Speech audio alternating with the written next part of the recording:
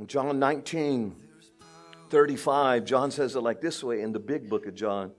And he who has seen has testified, and his testimony is true, and he knows that he is telling the truth.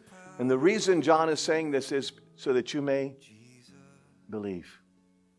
John is writing this book and trying to encourage us.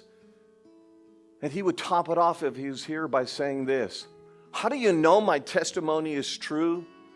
Because when they threaten to kill me and say, recant, deny that you saw this Jesus do this, deny that he was raised from the dead, deny that he is the Son of God. When they put a knife up to my neck, so to speak, and they did it not to me, but to Peter and James and Bartholomew and Andrew and all the 11 of us, Judas chose another route. When they threatened to kill us, they'd already thrown us in jail several times and that didn't work, but when they threatened to kill us, any person that was lying about having seen Jesus raised from the dead, if they knew that they were lying, what would they have done the moment they're putting a knife to your throat? What would everybody say?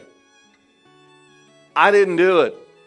I'm kidding. Why? How come John couldn't backtrack? How come Peter couldn't do it? How come James? How come every one of them couldn't sit and recant and say, okay, I'm just kidding. Maybe put their fingers behind their back and let them get released and go to another nation and evangelize. How come all 11 disciples refused to recant and say that Jesus wasn't raised from the dead?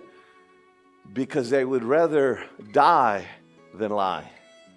And he's saying, you can trust what I'm saying to you. I can back it up by the fact that I'm going to choose to go to my grave rather than deny that Jesus Christ has been raised from the dead.